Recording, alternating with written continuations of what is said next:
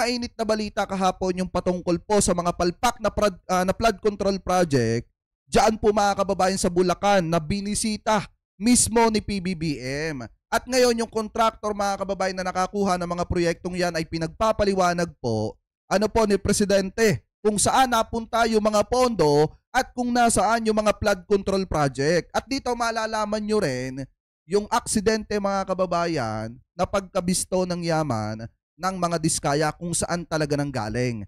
So ito, play muna natin. Ito nakita nating balita galing po sa Bilyonaryo News Channel mga kababayan. I-play na po natin. Dismayado ang Pangulo sa kanyang nakita nang inspeksyonin niya ang ilang flood control project sa Bulacan. Milyon-milyon ang halaga ng mga proyekto pero halos wala raw pakinabang ang mga ito. Ang kontratista, isa sa mga kumpanya ng pamilya Diskaya. Narito ang agenda report ni Ivy Reyes.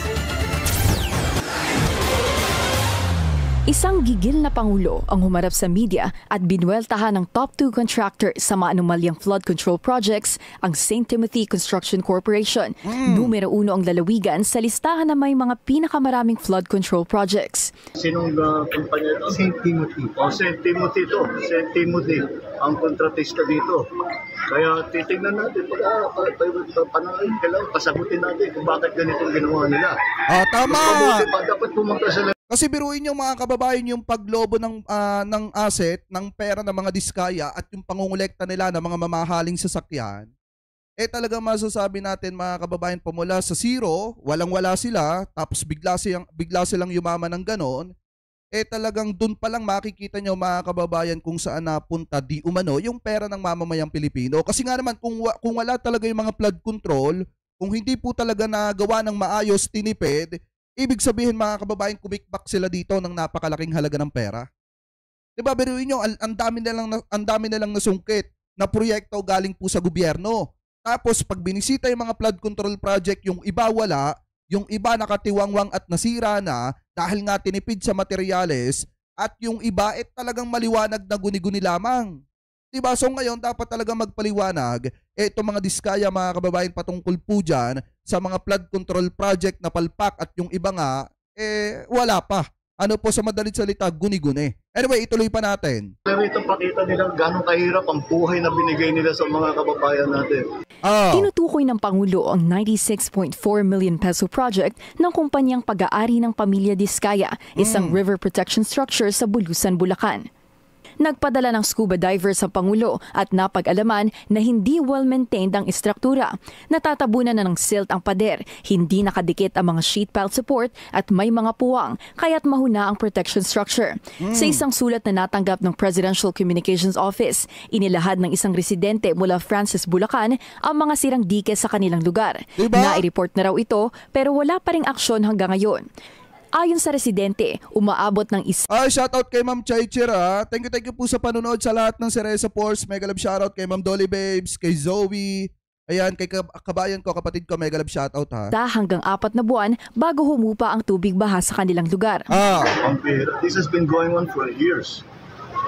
Kailan inumpisa nito? Tanong ng Pangulo kay Bulacan Governor Daniel Fernando na makikitang naghihintay sa sagot ng barangay chairman. Manipis lahat ng simento, hindi pa hindi magandang trabaho, talagang bibigay. Kaya bumigay na nga.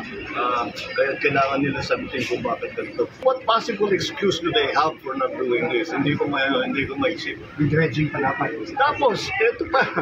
Lahat ng flood control may kasamang dredging at saka desiltation. Anong sabi mo sa akin, Chairman? Minsan di ka pa nakakita ng desiltation dito kasama sa kontrata yun. Diba? Sa sobrang tagal na umanong hindi nagde-desilt ng St. Timothy, tinubuan na ng halaman ang ininspeksyon nilang lugar. Mahigit 135.6 million pesos ang kabuuang halaga ng dadalawang proyektong ito. Grabe, sa Kalumpit, Bulacan, ininspeksyon din ng Pangulo ang mga proyekto ng top 12 contractor Wawaw Builders na may 58 flood control projects sa probinsya. Sa sumbong sa Pangulo.ph, unang pahina pa lang ng listahan ng Wawaw Builders projects, umabot na sa tumataginting na 1.7 billion pesos. Ipapatawag daw ng Pangulo ang mga kontraktor at susuriin ng mabuti kung saan napunta ang bilyong pisong na gastos ng gobyerno sa mga flood control project na ito. Ayan mga kababayan, maliwanag yung sinasabi dito sa balita ha. Ipapatawag mismo ni Presidente Marcos yung mga kontraktor at susuriing mabuti kung saan napunta yung mga pondo na nakalaan po para do sa mga flood control project dyan po sa Bulacan. Alam niyo po ba, baka hindi alam ng mga kababayang Pilipino po natin ha, na kung tutuusin, kung yan ay inilaan ng maayos yung pondo para po dyan sa mga flood control project dyan po sa Bulacan, siguro kung magkakabaha dyan, baka kukonti na lang. Ano po, dahil nga mga kababayan, napaglaanan ng maayos may pondo naman talaga yan. Kaso ang problema, pagpunta doon sa mga kontraktor, ang ginagawa po nila, tinitipid nila yung mga proyekto mga kababayan at yung mga ginagamit po nilang mga materyales, talagang substandard. Ibig sabihin yung mga madadaling masira at talagang talagang makikita nyo yung pagtitipid nila. Minsan nga yung iba, hindi pa nilalagyan ng bakal. Diba may mga proyekto nga dyan, especially sa mga kalsada, hindi nila nilalagyan ng bakal. Ano po, at yung iba pa nga, pagka may mga recrapping mga kababayan, konting simento lang yung inilalagay po nila. So dyan sa pagkakataong yan, dapat talaga matanong yung mga kontraktor, dahil nga kung tutuusin, dapat konti na lang yung problema ng Bulacan pagdating po sa baha sa laki ng mga pondo na napapapunta doon sa mga kontraktor. Anyway, ituloy pa natin. Para sa agenda, Ivy Reyes, Billionaire News Channel. So ngayon, di ba nagtatanong kung saan napunta yung pondo, yung pera mga kababayan. So ngayon nakakita tayo ng isang balita dito na kung saan aksidente po na nalaman ng sambayan ng Pilipino kung saan napunta mga kababayan yung pondo. Kasi di ba, biruin nyo, yung mga top contractor na nakakuha po ng proyekto galing po sa gobyerno, ang isa pong kabilang dyan yung mismong construction company ng mga Diskaya, yung St. Timothy Construction, and then mga kababayan yung Alpha and Omega na construction company din. Anyway, ngayon, nakakita tayo ng balita na kung saan, daw pong Diskaya firms ay nakakuha ng 31.6 billion pesos flood control contracts mula 2022 hanggang 2025. At dito, aksidente na naipakita din yung yaman ng mga Diskaya. So ngayon, pakinggan po natin. Hindi naman naitago ni PBBM ang kanyang pagkadismaya sa nakitang palpak na flood control projects sa Bulacan noong Biyernes. Nagbabalik si Joash Malimban. What possible excuse do they have for not doing this? Hindi ko maisip. Nagpupuyos sa galit si President Bongbong Marcos matapos niyang madiskubre na palpak at hindi well-maintained ang isang flood control project sa Bulacan na nagkakahalagang 96.4 million pesos. Ang kontratistang may hawak ng proyekto ang St. Timothy Construction Corporation, isang kumpanyang una nang nalink sa mga Diskaya ng Pasig City.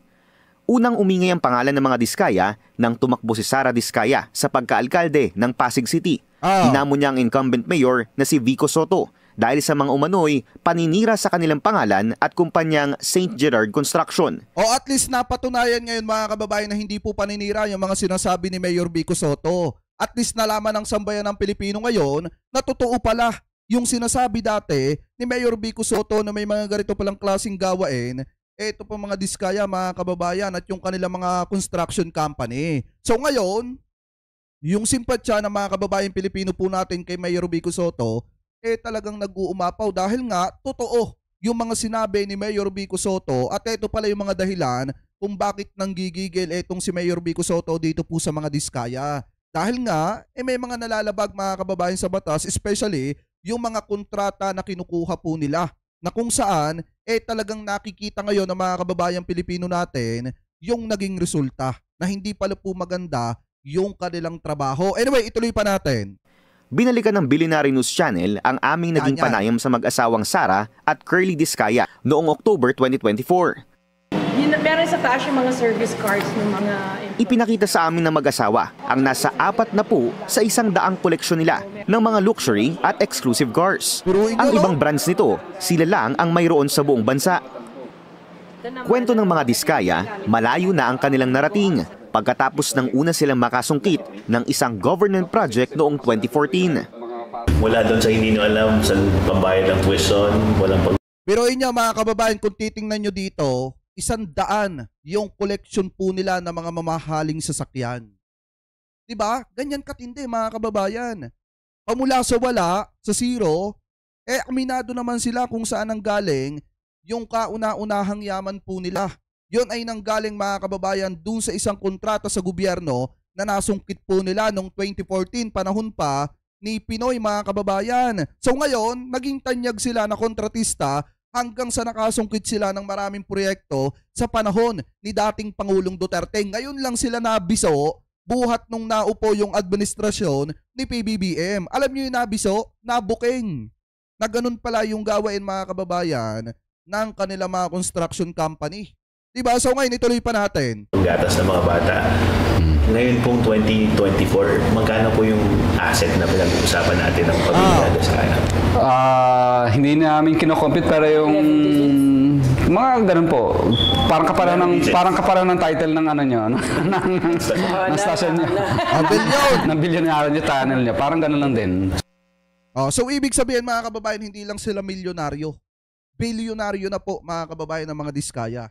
Talagang napakarami nga po pala nilang pera mga kababayan at napakalaki ng possible na talagang kaya nila magpatakbo ng isang politiko. Katulad nitong nakalaban ni Mayor Vico Sotto mga kababayan, kasi yung asset nila hindi na milyon bilyon na mga kababayan. So ibig sabihin, bilyonaryo na po ang mga Diskaya dahil po sa kanilang pangungontrata. Anyway, ituloy pa natin. Unang iniulat ng Billionaire News Channel na nakasecure ng halos 31.6 billion pesos worth of flood control project contracts ang mga Diskaya mula 2022 hanggang 2025. Galing sa siyam na kumpanya na umano'y connected sa pamilya ayon sa pagsisiwalat ni Mayor Vico.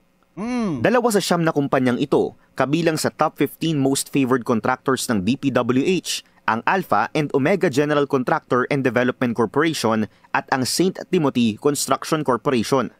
Halos 6% ng kabuuang budget para sa flood control project sa buong bansa na bakuran umano ng mga Diskaya.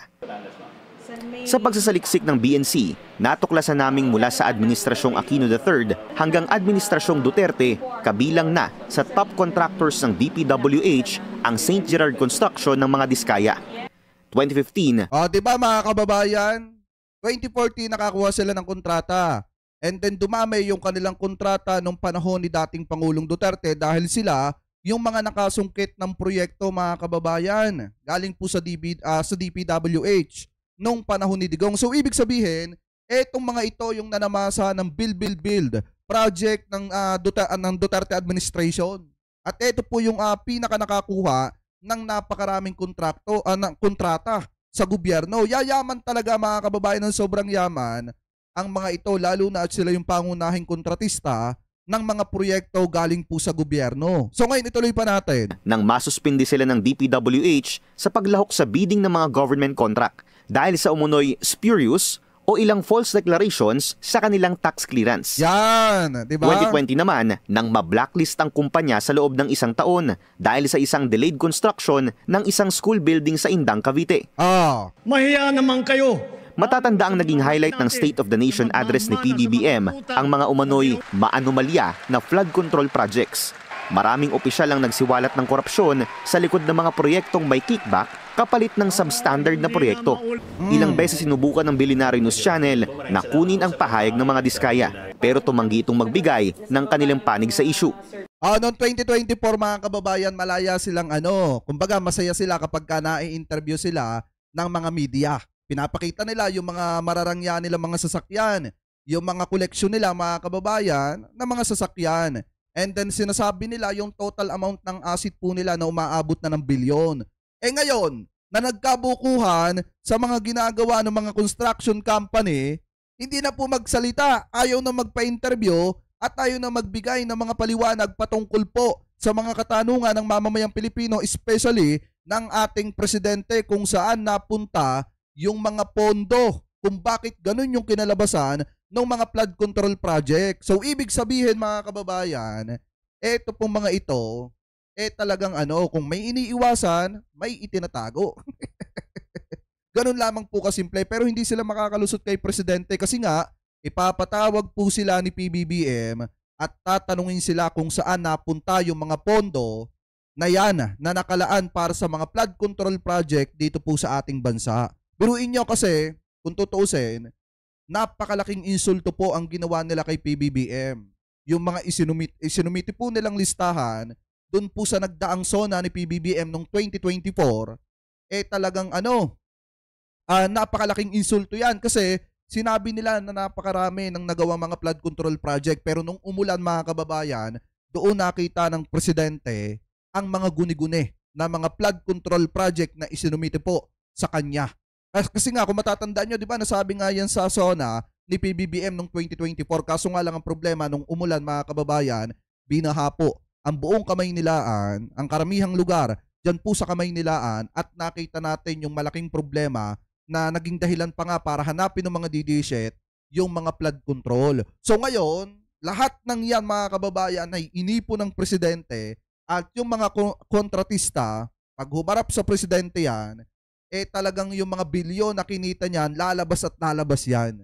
Ano po, kumbaga mga kababayan, noong 2024, pinagmamalaki nila, na malaki yung kinita nila, bilyon yung naging asset nila, di malalaman yan pagka nakaharap na nila ang presidente. Ano po, so ngayon, after po niyan mga kababayan na masangkot ng mga diskaya sa mga flood control project, biglaan pong may mga lumabas na issue na kung saan sinagot din po agad ni Mayor Vico Sotto, dahil nga meron po mga lumalabas na balita na kung saan mga kababayan nilinaw po o binigyan ng liwanag ni Mayor Vico Sotto yung patungkol mga kababayan sa mga post na naglilipa na ngayon sa mga social media na may 3 billion daw na surplus ang Pasig City. Ibig sabihin may 3 million na budget na nakatago lang daw. So ngayon, pakinggan po natin etong paliwanag ni Mayor Vico Sotto patungkol po dyan. Kasi paninira po ito kay Mayor Vico Sotto, at buti na nga lang, etong si Mayor Vico Sotto ay sinasagot po agad yung mga issue na ibinabato po laban po sa kanya. So ngayon, i-play po natin. Nakita akong kumakalat na post tungkol sa 3 billion. Kasi ayon dito mga kababayan Mayor Vico Sotto nilinaw na hindi tama ang post na may 3 billion surplus ang Pasig City. Mga kababayan, so ito pakinggan natin. Yung pesos daw na savings ng Pasig City, pero hindi ito accurate. Maganda na rin siguro na pag-usapan natin ang topic na ito. Government surplus or savings is not an accomplishment. Hindi dapat nag-iimbak ng pera ang gobyerno. Dapat nilalabas ito para tulungan ng mamamayan at para na ring palaguin ang ekonomiya. It's true that Pasig has had relatively big savings in the last years, but it's more important to understand why. There are two major reasons. Una, malaki ang natitipid natin. Wala nang kickback, wala nang SOP, tunay na open bidding. Pangalawang dahilan, hindi pa nakakasabay ang absorptive capacity ng lokal na pamahalaan sa biglang pagtaas ng annual budget natin. Kita nyo mga kababayan pagka kasi ang isang lungsod ay walang corruption, or kung mahigpit yung mayor dyan sa issue ng corruption mga kababayan, malaki talaga ang natitipid ng isang lungsod. Yung pera na saglip na mapapapunta doon sa mga bulsa ng mga corrupt na politician, hindi na po napapapunta at napapapunta na yan mismo doon sa budget ng city. So ngayon, ito yung isang patunay kung gaano katagumpay mga kababayan ang isang lungsod kapag walang mga korap na mga opisyales o tao ng gobyerno na nagtatrabaho sa isang pamahalaan. So ngayon, kita nyo naman dito po sa Pasig mga kababayan, nakakatipid ang Pasig City, nakakapagtabi sila, may savings ang Pasig City mga kababayan, nagkakaroon ng pondo ang Pasig City dahil nga kahit papaano nababantayan at natutuldukan yung corruption po dyan. So ngayon, ituloy pa natin. Sa loob ng 5 taon, dumoble ang budget natin mula 10 bilyon hanggang 20 bilyon. Rough estimates lang po ito Samantalang yung paggastos natin mula 9 bilyon nasa mga 16 bilyon pa lang. Magandang problema naman ito. It's a good problem to have. Factor din dito yung madugong mga reforma mula planning hanggang procurement hanggang implementasyon. Madugo man ang pinakikilala nating pagbabago. Ang resulta nito ay mas nakakasiguro tayo na magagamit ng tama at maayos ang ating pondo sa hinaharap. Nagtatanim tayo ng maayos ngayon para mas gumanda pa ang aanihin natin bukas. O, diba? Kasi nga naman mga kababayan, meron kasing kumakalat na mga post na meron daw pong 3 bilyon na nakatabi na pera ang lungsod ng Pasig. So ngayon, ang maganda dito kay Mayor Vico Sotto, sinasagot niya on the spot.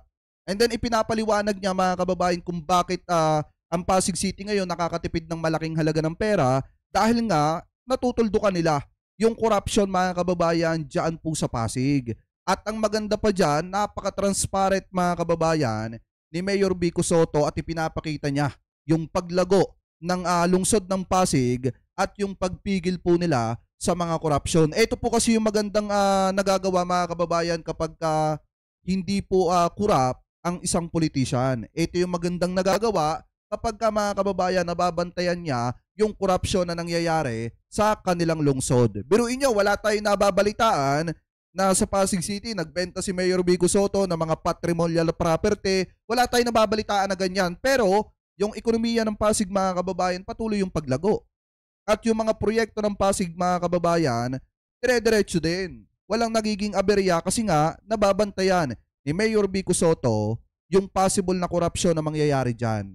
Nasasawata niya agad. Kaya nga yung pondo ng Pasig mga kababayan, saglip na napapunta doon sa mga korap na politician, napupunta mismo sa lungsod ng Pasig at napapakinabangan ng mga Pasigenyo. So yan yung pinakamaganda na ginagawa ni Mayor Vico Sotto na binabantayan niya yung corruption. Ano po? Anyway, ngayon, punta naman tayo mga kababayan.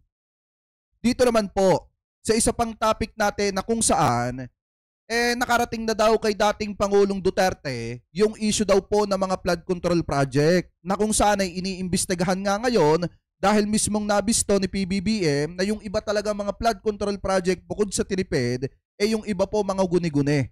At ito daw po yung naging reaction mismo ni dating Pangulong Duterte na kung saan pinagtawanan lamang daw po yung patungkol sa issue ng mga flood control project. So ngayon, pakinggan naman natin mga kababayan itong next topic natin na kung saan ito daw pong si Digong, tinawanan lang ang mga reklamo sa flood control project.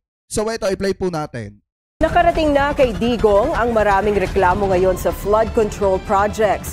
Mismong si Kitty nga ang nagkwento nito sa... Pero inyo, sabi dito sa Billionaire News Channel, ano yan, mainstream na yan mga kababayan, pero ang tawag nila kay Digong, ang tawag nila kay dating Pangulong Duterte, Digong! Ayan o. Nakarating na kay Digong ang maraming reklamo ngayon sa flood control projects. Mismong si Kitty nga ang nagkwento nito sa kanyang ama. Ano naman kaya ang say niya rito? Minsan hindi na rin kapanipaniwala yung mga sinasabi ng mga anak ni dating Pangulong Duterte. Tingin ko dito ano lang kumbaga pag may naitanong, yung mga media mga kababayan sasabihin na lang kahit sariling opinion nila, sasabihin na lang na ito yung sinabi ni dating Pangulong Duterte kahit hindi naman. Kaya minsan hindi na rin kapanipaniwala Pero sige, bigyan natin ng benefit of the doubt yung sinasabi dito ni Kitty Duterte na kung saan ito daw po yung naging reaksyon ni dating Pangulong Duterte patungkol daw po sa reklamo about sa mga flood control project. Ituloy pa natin. Alamin sa Agenda Weekend Report ni John Manalo. Sa kabila ng mga usapin ng anomalya sa mga flood control projects sa bansa, may reaksyon si former President Rodrigo Duterte tungkol dito. Sa isang panayam sa The Hague, sinabi ni former presidential daughter Veronica Kitty Duterte na naikwento niya sa kanyang ama during her August 15 visit ang mga kinakaharap ng Pilipinas ngayon. Contractor na yan. Isa na rito ang pagsisiwalat ni Pangulong Bongbong Marcos sa top 15 contractors na kumita dahil sa kabi-kabila nitong flood control projects. At ang naging reaksyon ng dating Pangulo, tumawa lang siya, tinanong, he asked if, was this the problem nung president ako? Sabi ko, hindi. You were a good one. You were an excellent one. So ayun, tumawa lang siya, then he quickly shifted na to the family matters. Kaugnay nito, Naniniwala kayo doon? Naniniwala kayo doon mga kababayan? Na yung flood control project tatawanan lang ni Digong?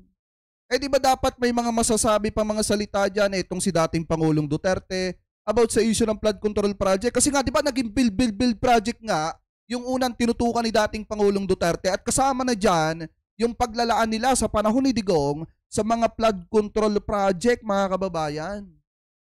Sa tingin nyo, tatawanan lang ni Digong yan? Di ba dapat may mga reaksyong iba pa dyan si Digong? Natatanungin pa nga sana dapat ni Digong, kung totoo na nakarating kay Digong yan, sana sasabihin niya, o anong ginawang aksyon ng gobyerno? May ginawa bang aksyon?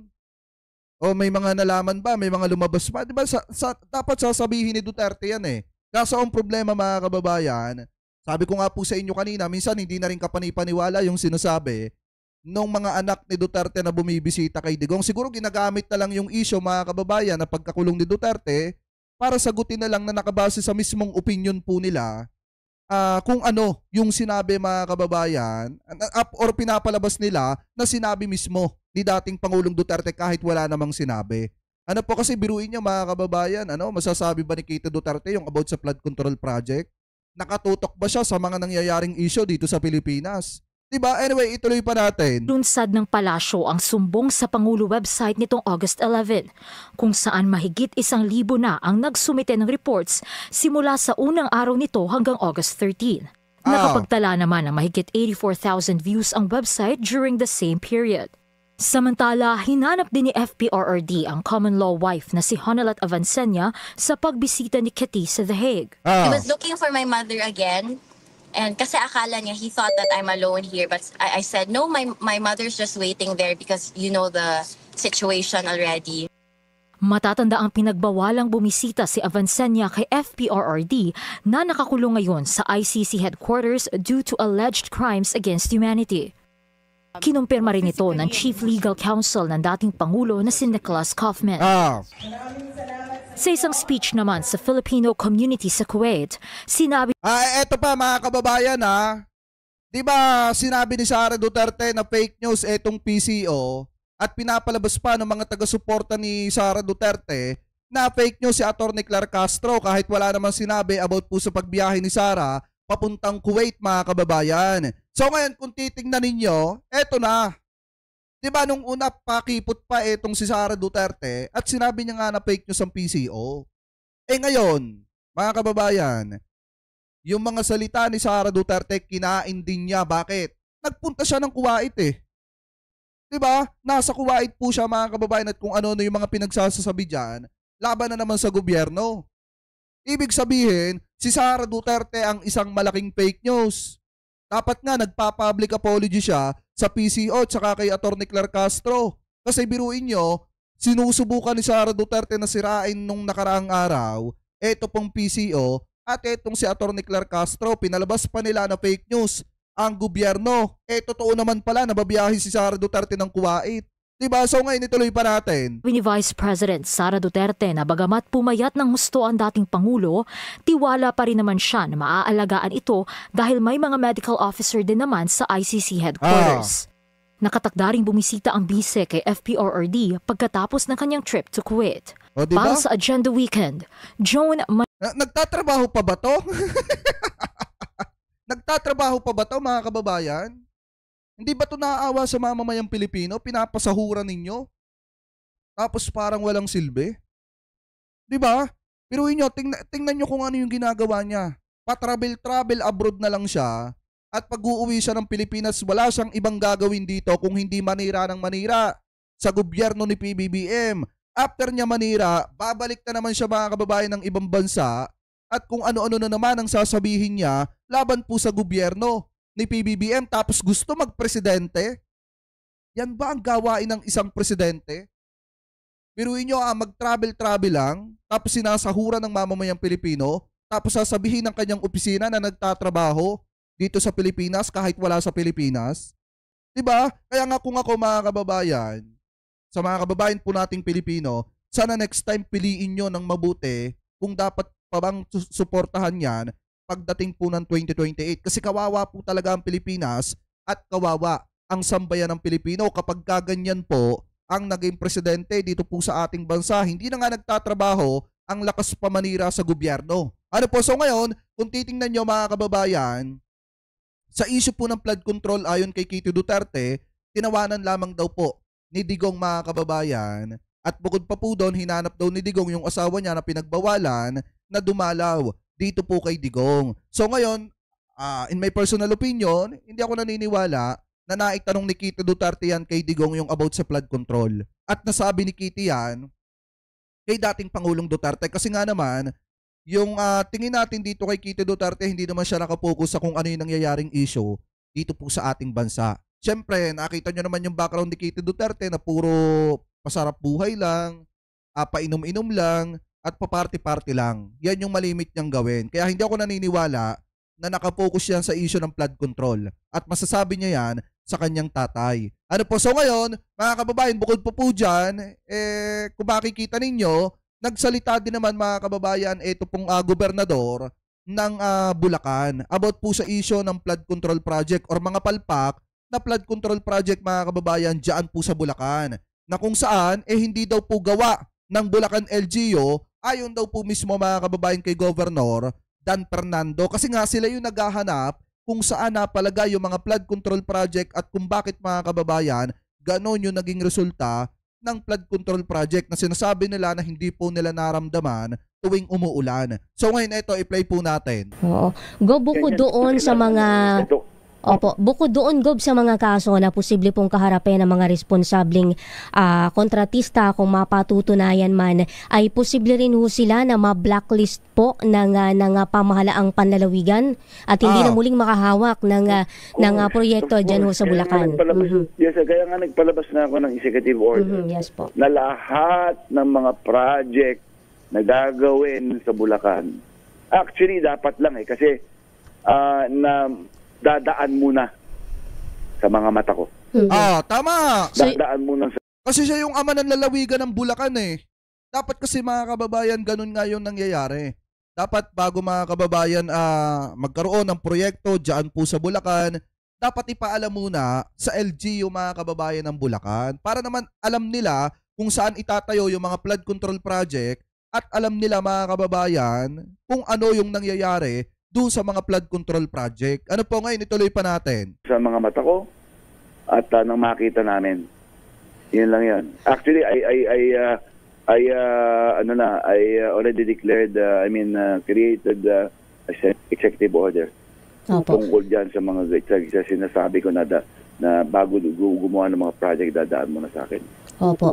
So, Gob, yun pong mga proyekto, yung mga flood control project ho dyan na aprobado na pero nakatakda pa lang na simulan, ito ho ba'y maaantala, mapopostpone po sapagkat meron ho tayong ongoing na investigation?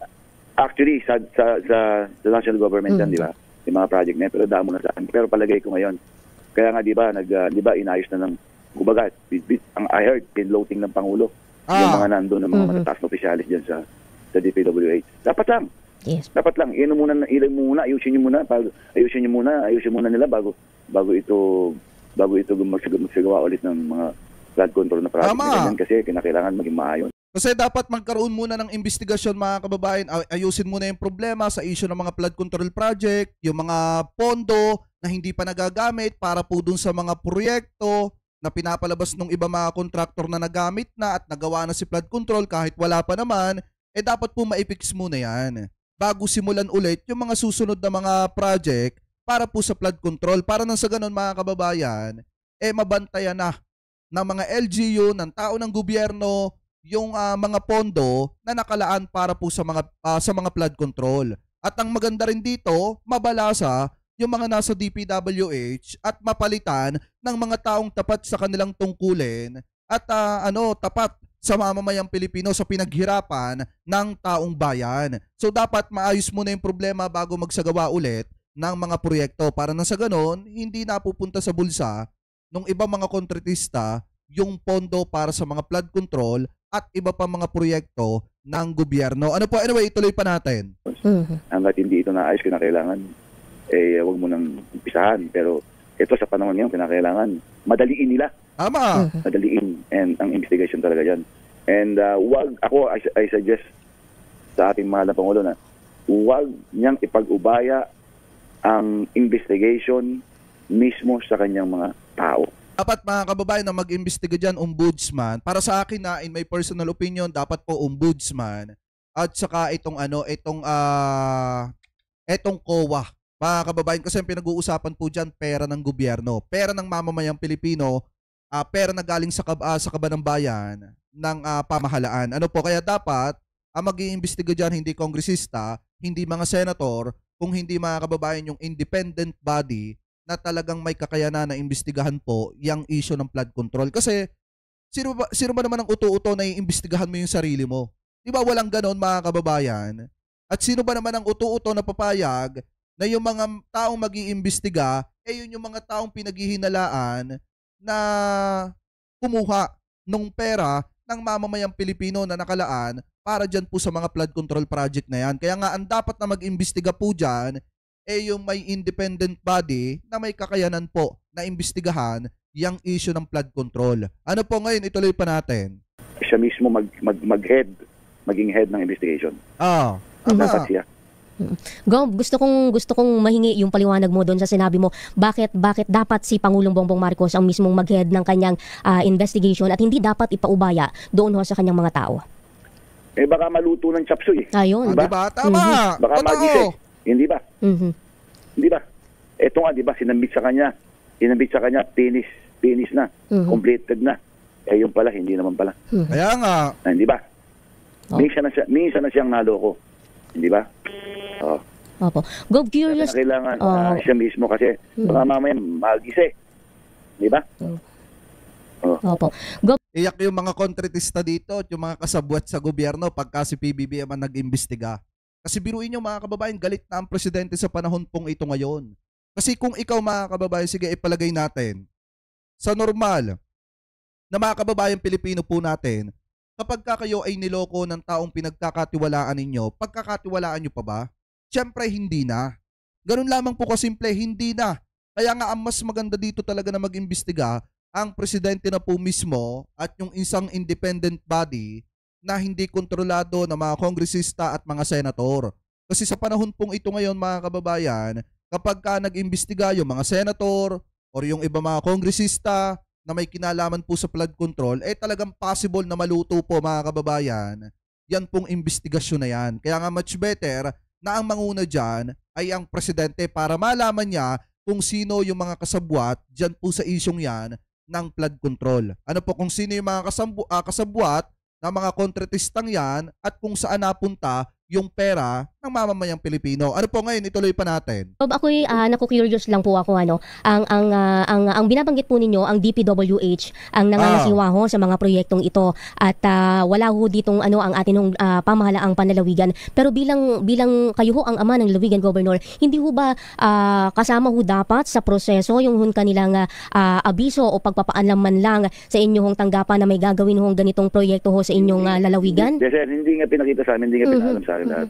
Walang submission ng project. Walang sinasabi. Kaya nga minsan ko silang pinatawag Minsan ko silang pinatawag. Kasi nga, nangihingi sila ng PDC resolution. Ng Provincial Development Resolution sa ating council ng PDC. Ngayon sabi ko, sabi sa engineering natin, I need to talk to them muna. Papuntahin muna sa akin, engineer. Lahat yan. Sabi ko sa ating engineering department. Sabi ko, papuntahin muna sa akin. Lahat. Pinapunta nga lahat. Yun na. Tinanong ko sa kanila, doon sa pinaka-head nila, sa district engineer nila. Sabi ko doon sa sabi ko, bossing, hindi pinakikita sa akin lahat ng project nyo, ha? Hindi nakaraan, ha? Sabi niya, hindi rin nyo pinakikita kay Gob. Ayun. Ganito yung mga tao niya. Ayan. Yan yung isang dahilan, mga kababayan, cut na natin dito. Yan yung isang dahilan kung bakit sinasabi ng gobernador ng Bulacan na hindi po nila napakiramdaman o hindi nila naramdaman yung mga flood control project dyan po mismo sa lungsod ng Bulacan kasi hindi nga naman talaga dumadaan sa kanila. So ngayon kung titingnan nyo mga kababayan, tama lang po yung sinabi dito ni Governor Dan Fernando na dapat ang manguna sa investigasyon ang presidente at yung isang independent body mga kababayan na may kakayanan na imbestigahan po ito. Kasi nga, ang laki po talaga sa totoo lang ng anomalya dito po sa mga flood control project na ito. Minsan din nating nasaksihan kung paano po nila niloko ang presidente. Kaya nga sa panahong ito ngayon mga kababayan, makikita nyo naman sa mga statement ni PBBM na talagang nanggigigil po siya at galit na galit siya dito po sa mga namera dito po sa flood control project na inaasahan na makakatulong sana sa mga kababayang Pilipino po natin lalo na pagka dumarating yung sakuna. So ngayon dito rin nasaksihan ng presidente kung paano mga kababayan nakurap yung mga pondo ng mga flood control. So kayo, mga kababayan, kung kayo yung tatanungin, ano po masasabi nyo? Hingil po dito mga kababayan sa usapin pong yan. Dahil kung pupuntahan naman natin mga kababayan, ito pong isang topic na nakita natin, dito maliwanag kung paano mga kababayan nakurap yung mga pondo para po sa mga flood control project. Kasi ayon po dito mga kababayan kay Senator Ping Lacson, yung ilan daw po mga flood control projects, kahit daw po tapos na, or kahit wala na, ika nga mga kababayan, or kahit wala yung flood control, pinopondohan pa rin.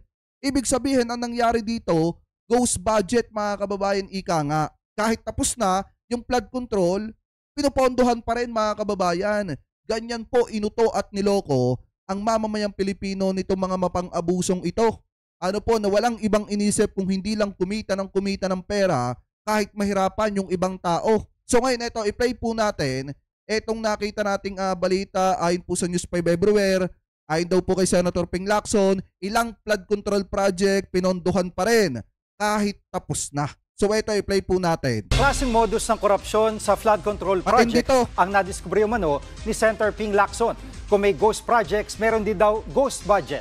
Nangunguna sa balita si News 5 House Correspondent Marian Enriquez. Marian, ano itong ghost budget scheme na sinasabi ni Senator Lacson? Grabe to.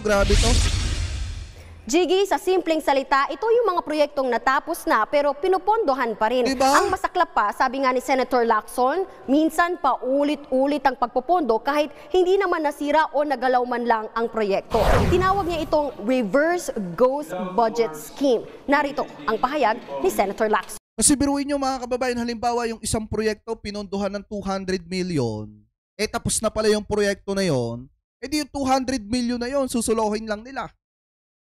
Ibig sabihin, kumita na sila ng 200 million ng walang kahirap-hirap. Kasi nga, yung flood control project or yung isang proyekto, tapos na. Ganyan po mga kababayan pinagkaperahan ang mamamayang Pilipino, walang kaalam-alam ang taong bayan. Pero ganyan po kayo ginagago mga kababayan ng mga tao na may personal na interest kaya tumakbo at hinangad na maging isang politiko. Especially yung mga mapang-abuso mga kababayan na nanamasa dito po sa pera ng mamamayang Pilipino. Pera ng mga taxpayers. Kahit ano, kita nyo naman, maliwanag. Kahit tapos na yung project, pinupondohan pa rin.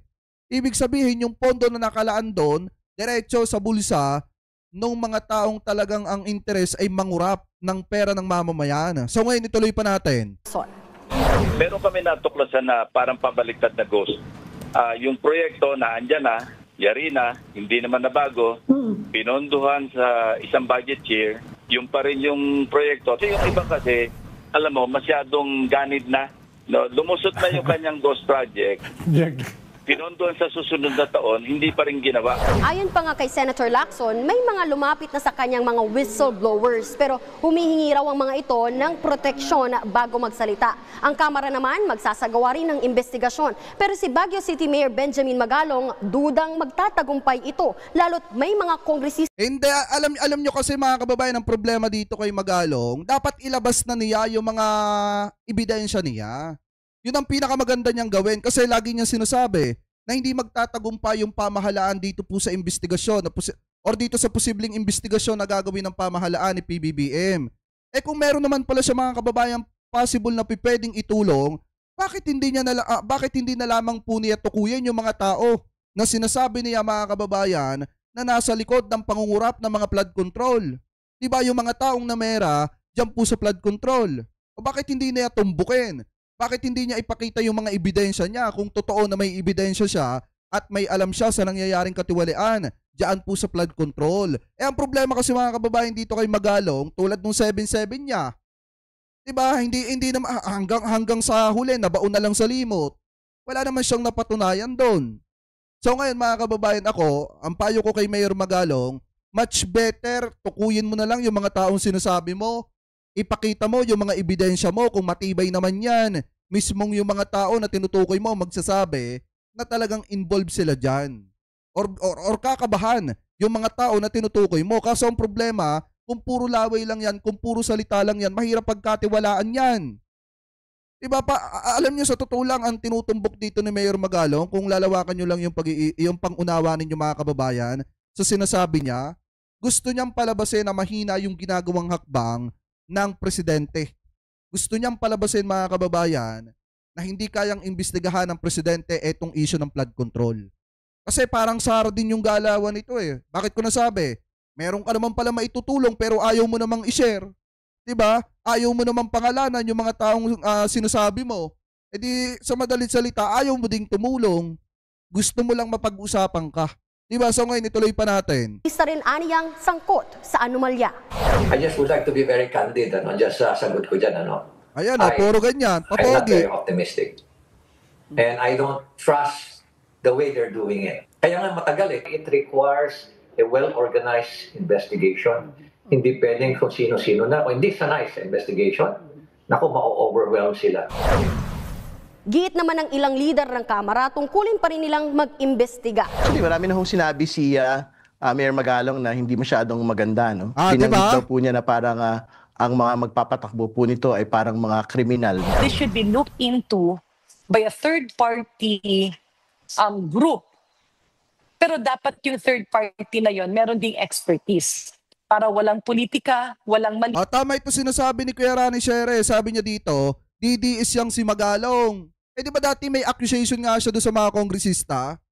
Yung 7-7, mga kababayan, parang 7 ata sa AKAP, parang 7 million, parang ganon.